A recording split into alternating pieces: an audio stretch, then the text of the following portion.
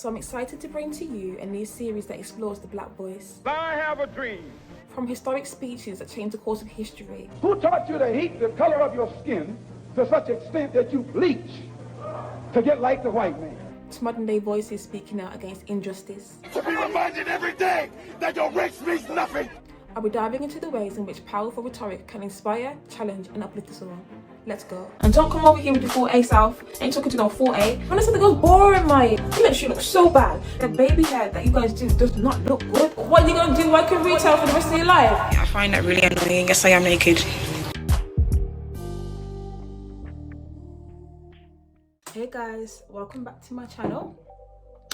It's Shakura online, aka Child the Most High. So I'm not gonna say excuse my hair because this wasn't part of the plan. So in today's video, I'm going to be analysing Calvin's speech in Barbershop 2. It's actually one of my favourite speeches. So for those of you who don't know, Barbershop 2 is a 2004 American comedy film, and Calvin is the main character in that film. He owns a barbershop. He gives a speech to the city council in Chicago to try to save his barbershop from gentrification, basically. So I'm going to be analysing this speech today. So the audience is the city council and the community, and the location is the city council meeting room in Chicago. That's really important that you understand the location of where the speech is being spoken and the audience that the speech is being spoken to. So I'm going to be focusing on purpose, audience, structure, tone, language, delivery and style, and rhetorical devices. We're going to watch it together all the way through just for flow, and then I'm going to watch it again, and then I'm going to analyze it. Okay, so let's watch it all the way through together. This up here, okay? What's he gonna say? Shut up, shut up.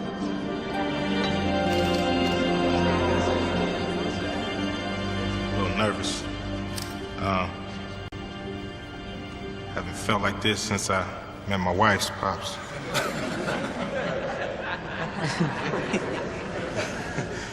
My name is Calvin Palmer. I own Calvin's Barbershop over on 79th. We've been there since 1958. And all I like to say is that all change isn't bad. Who can argue with progress? Better schools, cleaner streets, something we need on the South Side.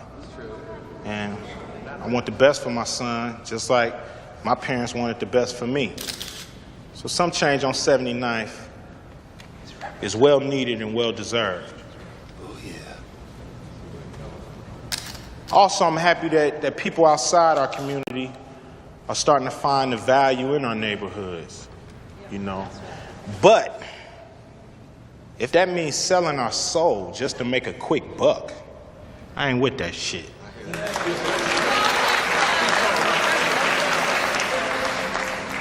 It's not worth it.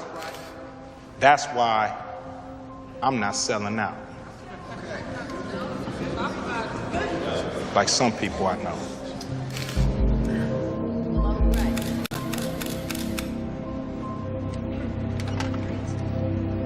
Sir, do you know why Jesus wept? No, I don't. Well, when Lazarus died, Martha and Mary, they cried over his body. When Jesus saw their pain, he couldn't help but cry too. So that's why Jesus wept.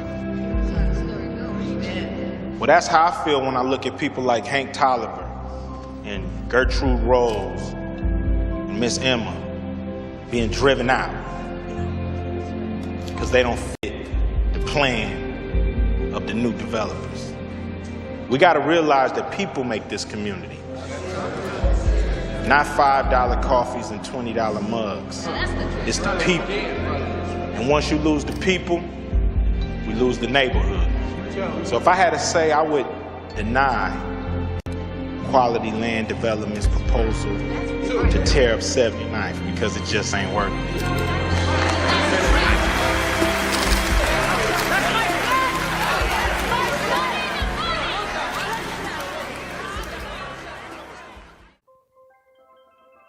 Let's go. So I actually have notes. If you want to go onto my website, shakuraonline.com, I have the link in the description box. I'm gonna redo it. It's a bit messy. Shut up, shut up.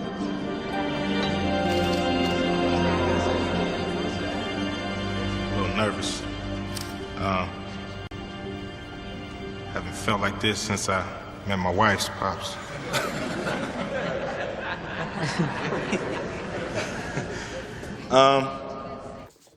We have a little nervous. Haven't felt this way since I met my wife's pops. Okay, so that's his opening statement. He starts off with a very conversational tone, which is in the way. His opening statement was very informal, makes him very likable, uses a bit of humor, makes the audience warm to him, and it breaks the ice, and it sets a good tone for people to receive whatever it is he has to say. My name is Calvin Palmer.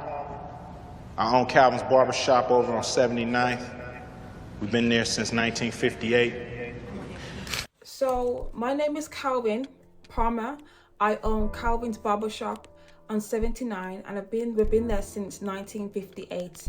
Okay, so this is ethos. Calvin mentioning his family business gives him credibility to speak. This is all with an intro. Also, he said he's told you his name. You'd be surprised how many people stand up to speak against something without telling people who they are and where they're from, and open to say, oh, okay, he's from the area. We're more open to hear what he has to say. So ethos refers to like a speaker's credibility, authority, and trustworthiness. Already he's got them. And again, guys, introduce yourself, please. Like, say your name, just quickly say, my name is, don't go straight into your opinion. Nobody cares. Like, the truth is that, like, nobody actually cares. Like, nobody wants to hear your opinion. Everyone wants to hear their own opinion, you know? So actually, just little things like that are just really important when you're speaking. To say is that all change isn't bad. Who can argue with progress? Rhetorical question, yeah? Rhetorical question. Let me get a bit closer. That's a rhetorical question. It sounds like he's going in. He's speaking in favor of the land developers. Better schools, cleaner streets. Something we need on the South Side. And I want the best for my son, just like my parents wanted the best for me. So some change on 79th is well needed and well deserved. Also, I'm happy that people outside our community are starting to find the value in our neighborhood. When he says, like, I want the best for my son, this also, in my opinion, makes him sound like a real family man. Like, makes him sound like, oh, he has a son, oh, he's a good man, oh, he has someone he takes care of, oh, he's a father. People, especially when you're like a black male as well, people will like, I find warm to you more when they find out that you have a family or a young son that you care about, opposed to kind of like living for yourself. Like, imagine if he didn't say that, I want the best for my son. It's like, oh yes, it's not about him, it's about somebody else, you know. Makes him sound selfless. Shows that he's a provider, he's a good man, he's a family man. All change isn't bad. Who can argue with progress? So then he just acknowledged that change was good. That change is a good thing. Yeah? So again, he still started off very positive. You guys would be surprised. I've grown up doing debates and going to community events like this. I swear, the black males, man, they just go in like this, boy. They just be like, that's not how you do it. They're very passionate and they have their opinions. And I find that they don't know how to express that, and they go in very negative or very like going for an attack. And you're not supposed to do it like that. How Calvin's doing it is really well. He's doing really well. So everything seems very positive, right? It seems as though he's agreeing with everything they're saying. The tone's very positive. He's not criticizing. He's actually agreeing with what they're trying to do. And yeah, he's going in very well. Let's keep going. But if that means selling our soul just to make a quick buck, I ain't with that shit. So then we have an abrupt tone shift, okay? An abrupt tone shift. So now we know where he stands. I ain't with that shit. Again, very harsh language, very informal. And, you know, quite dramatic as well. Selling our soul, you know. Like, that was very dramatic. It was very dramatic. It really isn't that deep, but it really gets the message across. It's very strong. Good job. It's not worth it. That's why I'm not selling out. Like some people I know. It's what made me laugh. I do love that actor. I think he's a great actor, especially when he's in the barbershop and his hair got cut off, whatever. Okay, so Calvin just gave a little indirect. So we know the relationship between these two hasn't been very good. That man has not been very honest throughout the whole process. Kind of that kind of sneaky, conniving kind of businessman kind of undertone. So Calvin maintained professionalism, was able to say, you know, I'm not going to sell out unlike other people. And I don't encourage these kind of digs when you do your speeches, but sometimes you can do it, you can get away with it if you do it well. Calvin did a good job. You know, he's calling him a sellout. He's saying that he's selling out the community for, you know, the bigger man or the white man even. So that's an indirect. We don't encourage that, but so that's like obviously it's a personal opinion, but that would have been in place of a personal opinion. You know, he could have gave his opinion and he didn't. So that's one way of doing it. Also, it does actually establish a connection with the audience as well. People, especially black people, love that kind of shit.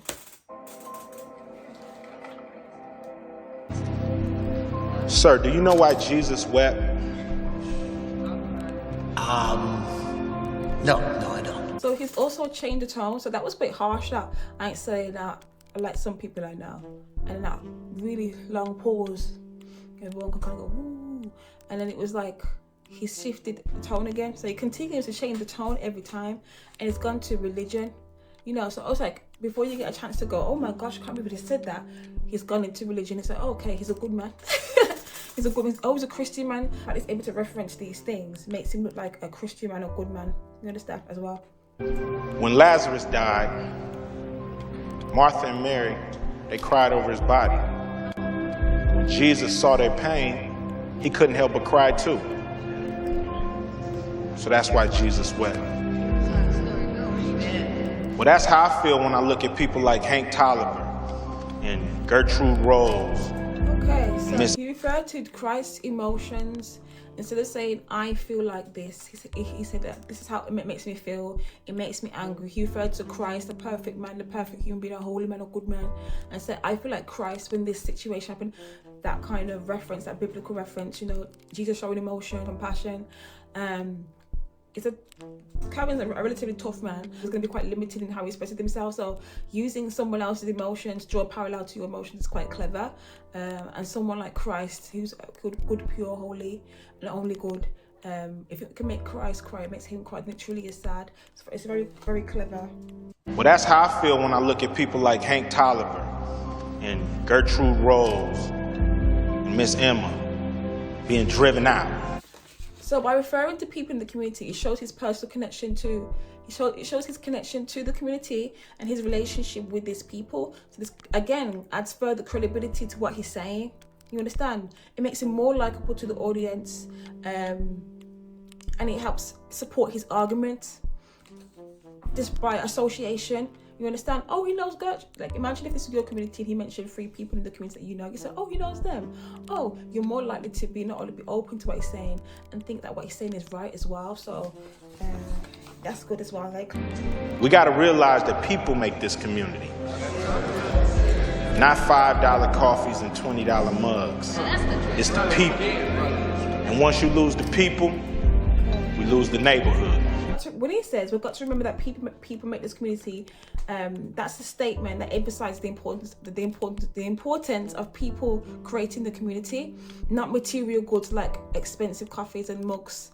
And the phrase, how he phrased it, not $5 coffees and $20 mugs, it speaks to gentrification as well.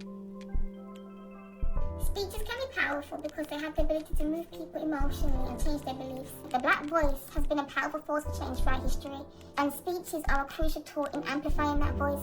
The power of the spoken word has inspired change and mobilized people to take action and fight against injustice. Okay guys, that's my speech done. So guys, thank you for watching. I hope you enjoyed this video and found it informative and entertaining. If you do, give it a thumbs up and make sure you subscribe for more. And I'll see you online. Now before I go, I just want to say that there is an absence of speeches today in today's society period. I think that could be because we were like a social media generation, and we express ourselves in different ways online, and everyone has a voice, so there's no one that really kind of stands out among the social media online generation. There's no prevalent voice online. I would like to see is an uprising of black writers, of black voices, of black thinkers in British society, because I think it's very needed. We speakers, we writers, we thinkers, we move the culture forward, we change history, we make things better, and I think that we're lacking. I'm not saying, I know they're there, but I don't know, there's no platform for that, and I really want to be a part of create platforms that help to amplify those voices, those black voices in society, because I think that's where the change is going to come from, the black voice in this country. So yeah, I had to say that. It's all about amplifying the right voices, because you're black, don't mean you're going to get the mic past the mic. But yeah, guys, this is the series, okay? So we're doing more of this. So if you're interested in speeches, the black voice, if you're a writer, if you're a thinker, if you're a speaker, then this channel's for you. And make sure you subscribe, leave a comment about what you've learned and what you enjoyed, and I'll see you next week. Okay, take care. So guys, honestly, so I did my hair this morning, yeah, and I blow dried it, I washed it, blow dried it. I cannot find a bubble. I don't have like a hair tie or anything, so I just had to go Naya today. Anyway, next video is gonna be introvert video. So for all you introverts, I'm gonna show you my favorite introverts in film and TV. Oh, I like that. Oh, I wish I started like this now.